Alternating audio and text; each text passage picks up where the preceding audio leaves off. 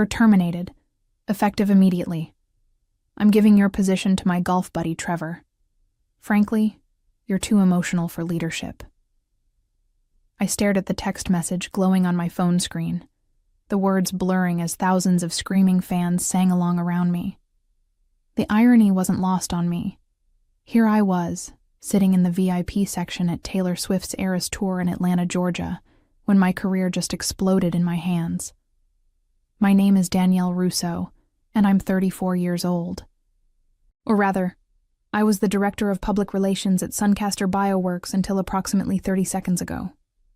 For the past decade, I had built their communications department from absolutely nothing into an award-winning operation that managed some of the most high-profile pharmaceutical campaigns in the Southeast. I glanced to my left, where Patricia Henderson, a member of Suncaster's board of directors, was swaying to the music, completely oblivious to the nuclear bomb that had just detonated in my professional life. She had invited me tonight as a thank you for the flawless product launch I had orchestrated 3 months ago, the one that brought in $42 million in pre-orders and landed us on the cover of 3 industry magazines. The stadium lights pulsed in rhythm with the beat, but all I could see was the smug face of my boss, Director of Operations Gregory Walsh. He had been gunning for me ever since I refused to approve his ridiculous proposal to sponsor his country club's golf tournament with company funds. Apparently, integrity made me difficult to work with. Patricia leaned over, her eyes sparkling with excitement. "Isn't this incredible? I can't believe you got us these seats." I forced a smile, my mind racing. "Actually, Patricia, I have something interesting to show you." I angled my phone toward her, watching her expression change as she read Gregory's message. Her face went from confusion to shock to absolute fury in the span of 5 seconds. "He fired you? Tonight? During this?" She gestured toward the spectacular stage production around us. "Apparently so."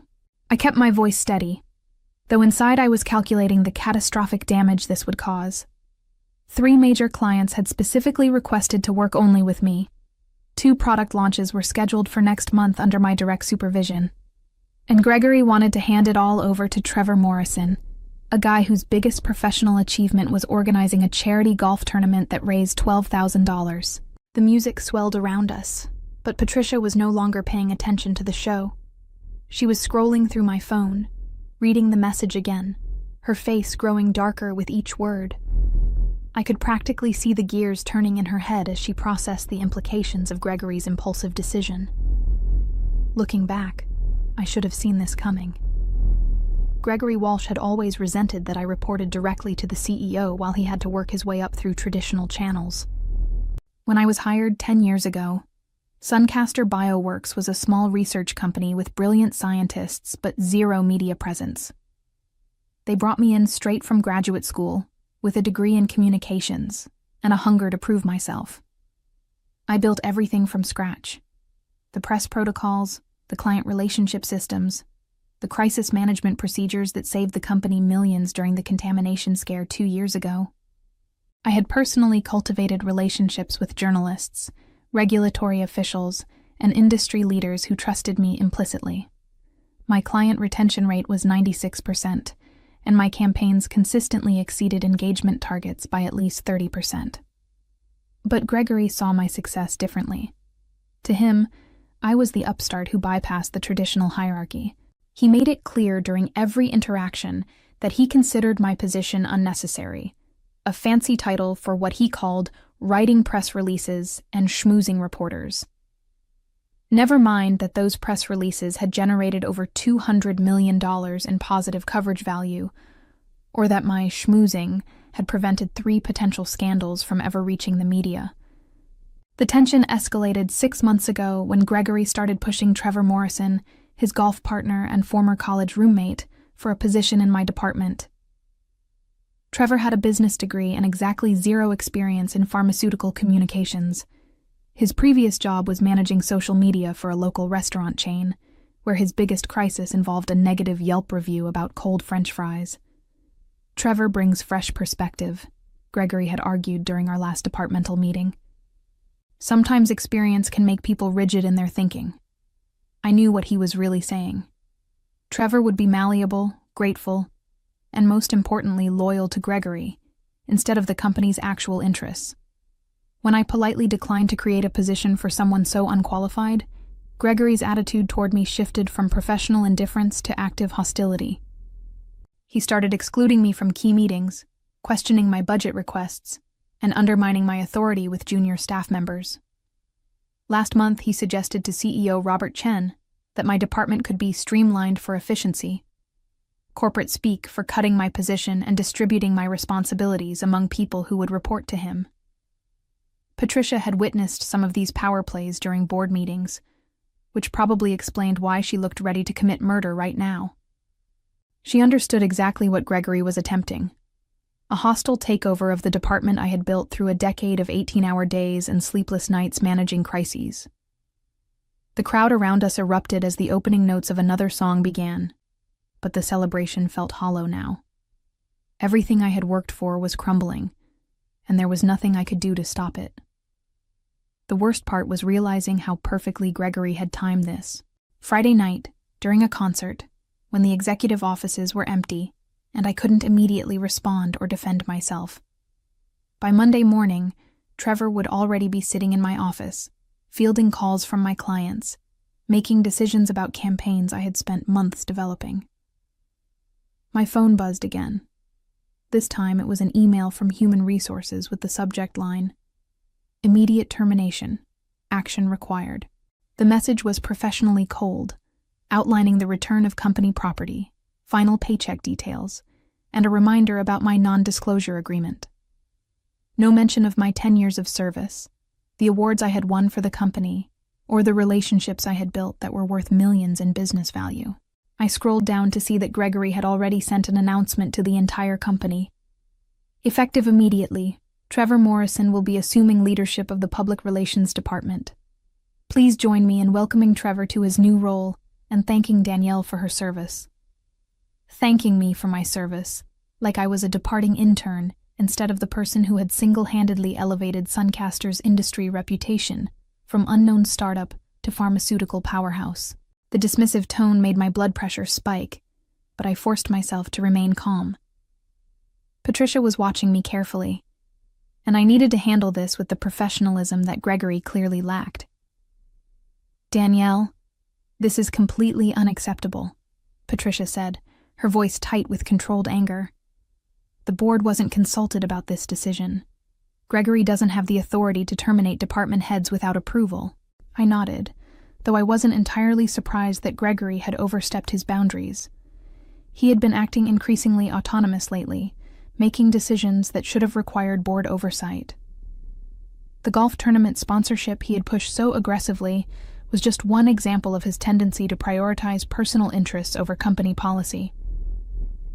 "What's really concerning," I said carefully, "is that 3 of our biggest clients specifically contracted to work with me personally. The Hernandez Pharmaceutical account, the Morrison Medical Partnership, and the entire Westbrook research campaign all have clauses requiring my direct involvement." Patricia's eyes widened as the full implications hit her. "Those accounts represent what, 40% of our annual revenue? Closer to 55% when you factor in the renewal contracts scheduled for next quarter." I showed her my phone again, this time opening my email app. "I'm already getting messages from client contacts asking if the rumors about personnel changes are true." The concert continued around us, but I could see Patricia's mind working through the crisis Gregory had just created. Firing me wasn't just a personnel decision. It was potentially a company-ending catastrophe. Without my established relationships and institutional knowledge, those clients could walk away, taking their multi-million-dollar contracts with them. "We need to call an emergency board meeting," Patricia said, pulling out her own phone. "This situation requires immediate intervention before it destroys everything you've built." Sunday night, I couldn't sleep.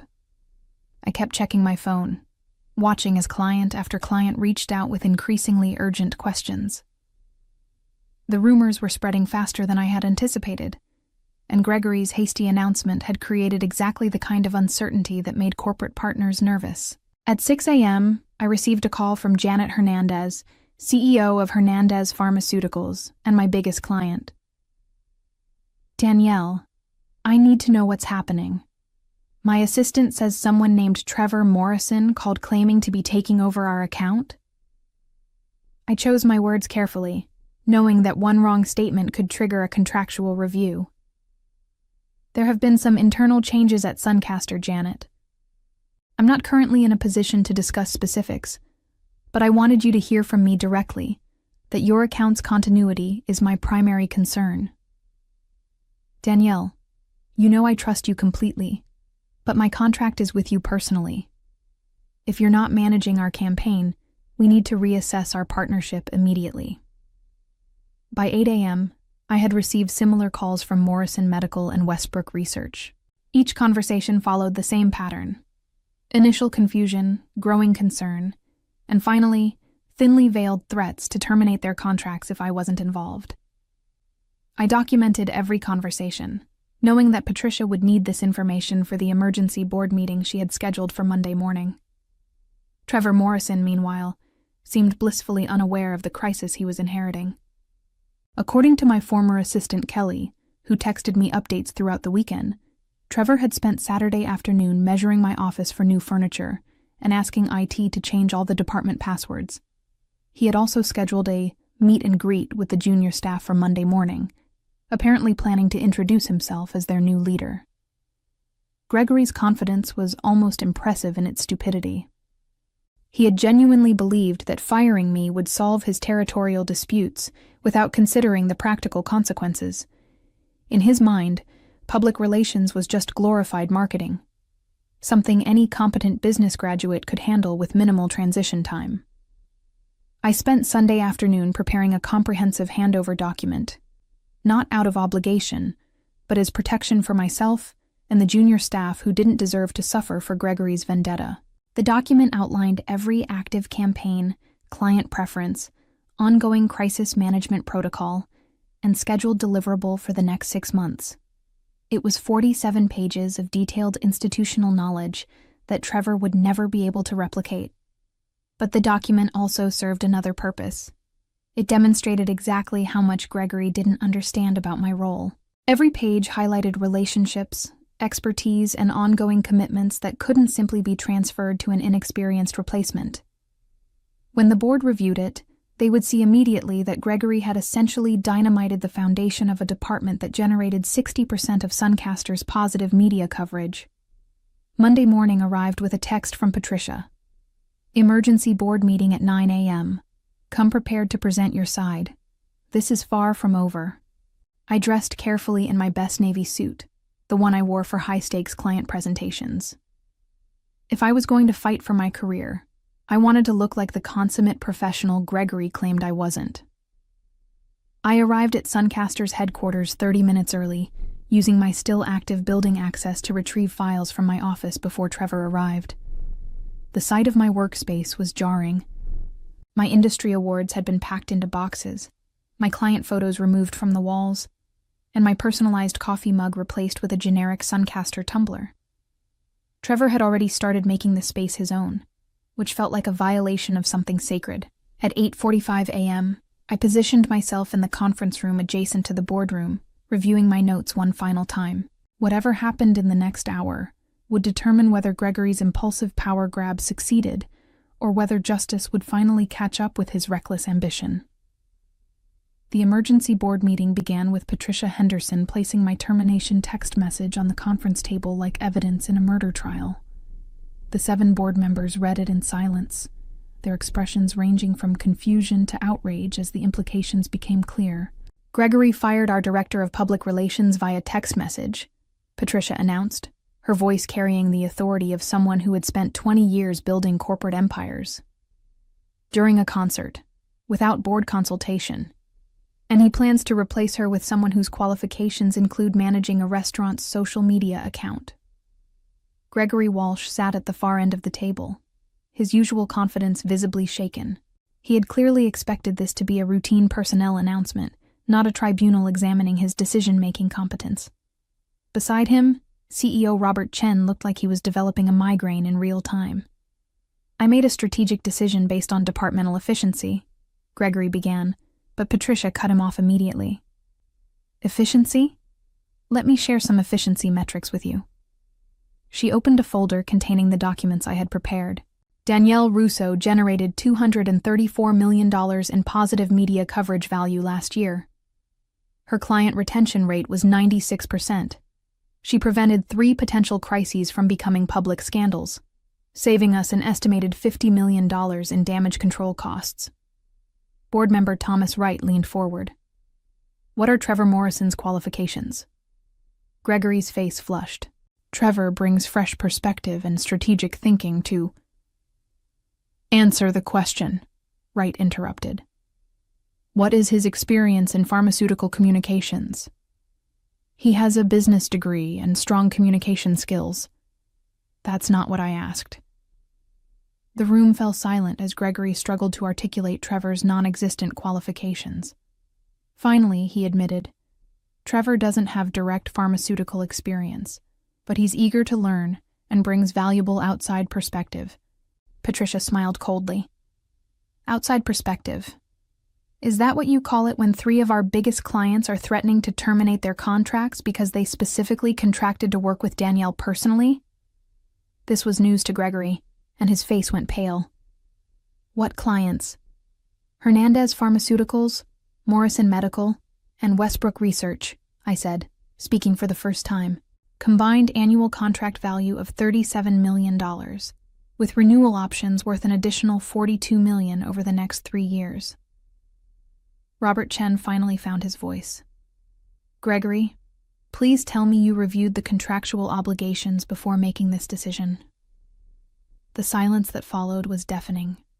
Gregory clearly had no idea that my client relationships were legally protected through specific performance clauses.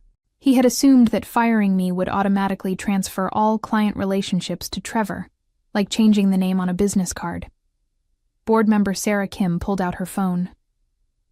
I'm getting calls from industry contacts asking if Suncaster is facing financial difficulties.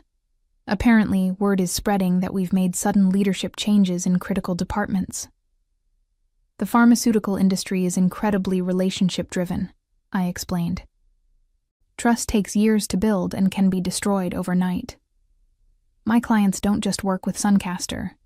They work with me specifically because they trust my judgment, my expertise, and my track record of protecting their interests. Patricia nodded. Which brings us to the real question. Gregory, did you fire Danielle because of performance issues or because she refused to approve your golf tournament sponsorship proposal? Gregory's mouth opened and closed like a fish gasping for air. The golf tournament proposal had been thoroughly documented in board minutes, including my professional recommendation against using company funds for Gregory's personal networking events. I think, Robert Chen said slowly, we need to discuss damage control immediately. The question isn't whether Gregory made a mistake. It's whether we can fix it before our stock price reflects these client defections. Robert Chen stood at the head of the conference table, his face grave as he addressed the board. Ladies and gentlemen, we're facing a crisis entirely of our own making. Gregory's decision has put our most valuable client relationships at risk and potentially violated contractual obligations worth tens of millions of dollars. Gregory made one last desperate attempt to defend his actions. I maintain that this was a necessary restructuring decision. Danielle was resistant to new ideas and difficult to work with when implementing strategic changes. Stop. Patricia's voice cut through the room like a blade. Let's address this resistance to new ideas. Danielle, please tell the board about Gregory's most recent strategic suggestion. I opened my portfolio and pulled out the proposal Gregory had submitted 3 weeks earlier. Gregory requested approval for Suncaster to sponsor his country club's annual golf tournament at a cost of $75,000. His justification was that it would provide networking opportunities with potential clients. And your professional assessment? Robert asked. I recommended against it for several reasons. First, the demographic attending Gregory's country club doesn't align with our target market. We're a pharmaceutical research company, not a luxury consumer brand. Second, $75,000 represents approximately 15% of my entire annual marketing budget, which would require cutting other proven initiatives. Third, the optics of spending that much on a golf tournament while we're asking employees to accept smaller raises due to budget constraints seemed problematic. Thomas Wright nodded approvingly. That sounds like exactly the kind of strategic thinking we pay her to provide. Gregory's face reddened. She consistently undermines management decisions and questions authority. She questions spending company money on your personal hobby, Patricia interrupted. That's called doing her job. Sarah Kim looked up from her phone with alarming news. I'm getting reports that Hernandez Pharmaceuticals just issued a statement saying they're reviewing their partnership options with Suncaster. Their stock price has already dropped 3% on speculation about their pipeline disruptions. The room erupted in urgent whispers as board members processed the immediate financial implications. Hernandez Pharmaceuticals represented Suncaster's largest single account, and any disruption to their partnership would devastate quarterly earnings. Robert Chen slumped in his chair. How long do we have before this becomes a public relations nightmare? It already is, I said quietly. Industry publications monitor partnership announcements closely. By tomorrow morning, every pharmaceutical communications firm in the Southeast will know that Suncaster made sudden leadership changes in their PR department. Our competitors will use this instability to approach our clients with retention offers. The gravity of the situation finally seemed to penetrate Gregory's delusions of competence.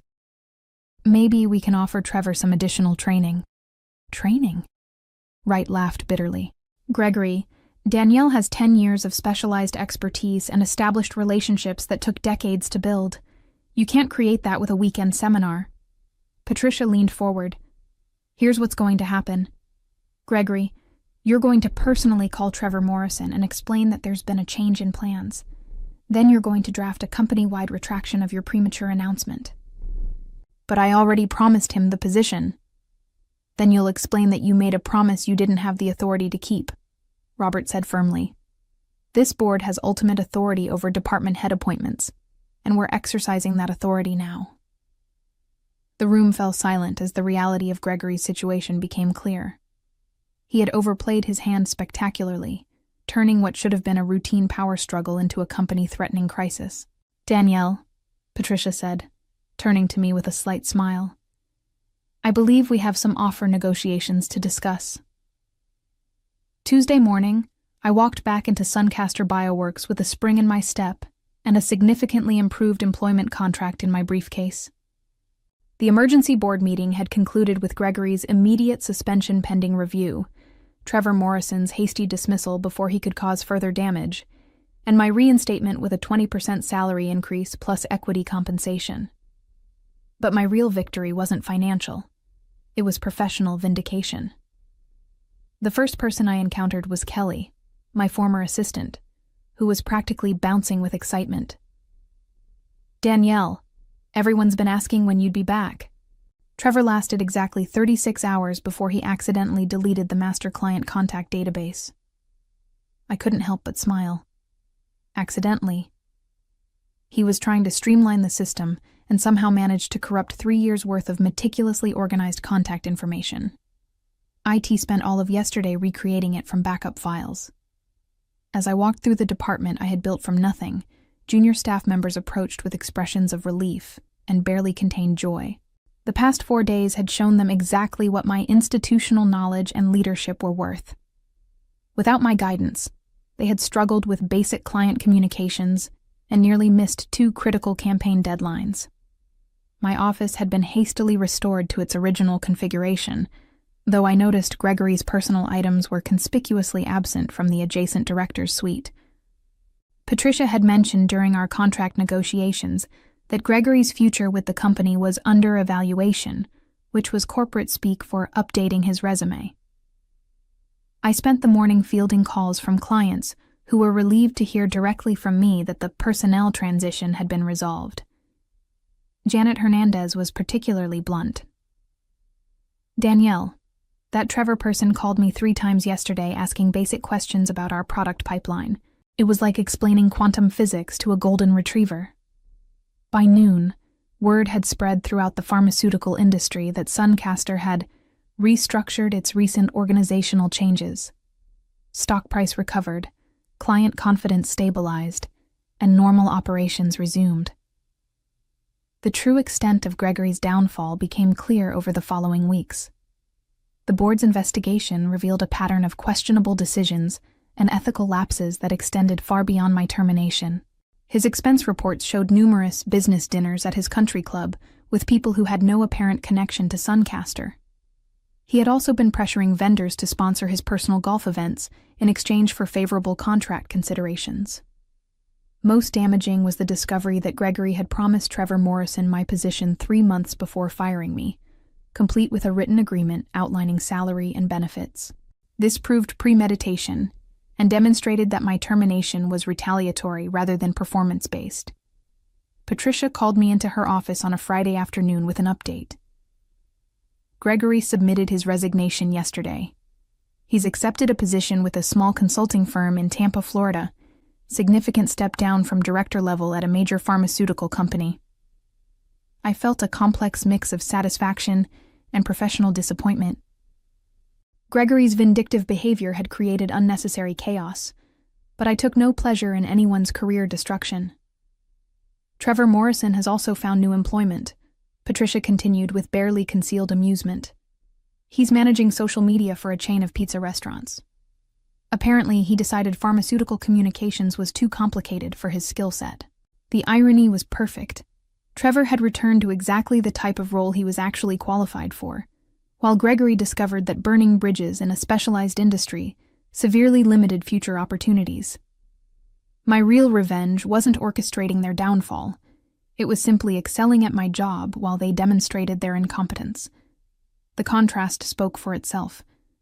That afternoon, I received a handwritten note from Robert Chen. Danielle, your professionalism during this crisis reminded everyone why strong leadership matters. Thank you for handling an impossible situation with grace. Sometimes the best revenge is just being excellent, while your enemies destroy themselves through their own poor choices. As I looked toward the future, I realized that surviving Gregory's betrayal had actually strengthened my position within the company and industry.